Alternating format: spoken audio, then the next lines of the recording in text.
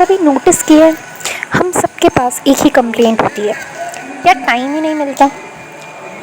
लेकिन अजीब बात यह है, 3 घंटे मोबाइल चलाने का टाइम मिल जाता है, एक और एपिसोड देखने का टाइम मिल जाता है, लेकिन सपने पूरे करने का कभी टाइम नहीं मिलता। और इसी वजह से आज की वीडियो बाकी वीडियोस जैसी बिल्कुल नहीं है, क्योंकि आज हम सिर्फ एक क्वेश्चन का आंसर नहीं ढूंढेंगे, हम देखने वाले हैं कि अगर वक्त सच में हमसे छीन लिया जाए तो इंसान के साथ क्या होगा। इसलिए वीडियो को एंड तक देखना। हो सकता है वीडियो ख़त्म होने के बाद तुम अपनी घड़ी को पहली बार रिस्पेक्ट से देखो। वार्निंग, आज रात 12 बजे के बाद पूरा प्लैनेट बदलने वाला है। ना एलियंस आए, ना ज़ुम्बी अटैक हुआ, ना कोई एस्टेरॉयड गिरा, बस अर्थ अचानक इतनी तेज़ घूमने लगी कि एक दिन 24 घंटे का नहीं, सिर्फ 12 घंटे का रह गया। सुबह 6 बजे अलार्म बजा, तुमने आँख खोली और आदत के हिसाब से बोला बस 5 मिनट और, फिर आँख बंद कर ली। जब दोबारा उठे तो बाहर अंधेरा था। फ़ोन उठाया, टाइम देखा, 8:43 PM। तुम्हारे मुंह से सिर्फ एक ही आवाज़ निकली, क्या? मम्मी रूम में आई और बोली, अब उठ भी जाओ, कल फिर लेट हो जाओगे। तुम बोले मम्मी अभी तो सुबह हुई थी। मम्मी बोली हाँ, और ख़त्म भी हो गई। अब सोचो, जो लोग रोज़ बोलते थे मंडे बहुत जल्दी आ जाता है, उनके लिए मंडे आँख झपकते ही आ रहा था। और संडे तो ऐसा लग रहा था जैसे किसी ने यूट्यूब को परमानेंट 2x की स्पीड पर चला दिया हो। स्टूडेंट सबसे पहले खुश हुए। यस, अब स्कूल भी आधा, लेकिन टीचर का मैसेज आया, स्कूल आधा नहीं होगा, बस सिलेबस डबल स्पीड से ख़त्म होगा। और उस दिन हर स्टूडेंट को समझ आ गया कि यूनिवर्स भी उसके खिलाफ। ऑफिस में बॉस चिल्लाया, मीटिंग 10 बजे है। एम्प्लॉय बोला, सर अभी तो 9 बजे थे। बॉस बोला हाँ, और अब 10 भी बज गए। एक लड़का अपनी क्रश को मैसेज भेजता है, हाय, रिप्लाई आता है सॉरी कल बिजी थी। उसने कैलेंडर देखा, सच में कल आ भी गया था। जिम वाले बोले कल से वर्कआउट। कल इतनी जल्दी आने लगा कि एक्सक्यूजेस भी कंफ्यूज हो गए। सब कुछ फ़नी लग रहा था, लेकिन ये हंसी सिर्फ पहले दिन तक ही थी, क्योंकि अगले ही दिन साइंटिस्ट ने एक अनाउंसमेंट की, जिसे सुनकर पूरी दुनिया की हंसी गायब हो गई। उन्होंने कहा प्रॉब्लम सिर्फ इतनी नहीं है कि दिन छोटा हो गया, असली प्रॉब्लम ये है कि अर्थ के इतनी तेज़ घूमने से हमारी बॉडी, हमारी नींद, हमारी फार्मिंग, हमारा वेदर और धीरे धीरे पूरा इकोसिस्टम टूटने लगेगा।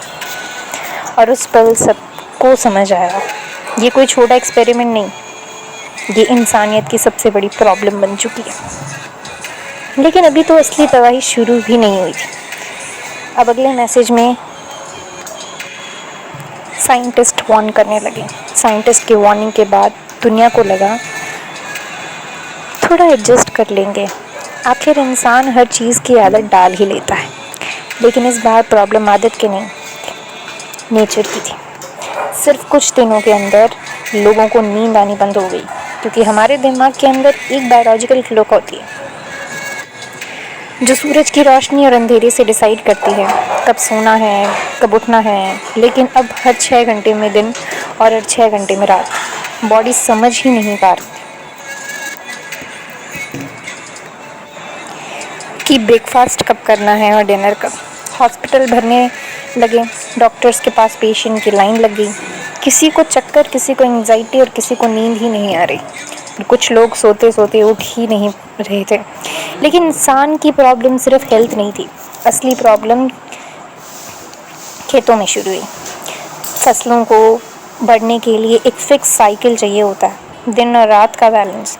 लेकिन जब ये बैलेंस टूट गया तो फसलें सूखने लगी, प्रोडक्शन कम हो गया, खाना महंगा हो गया और धीरे धीरे हर सुपरमार्केट की शेफ खानी होने लगी।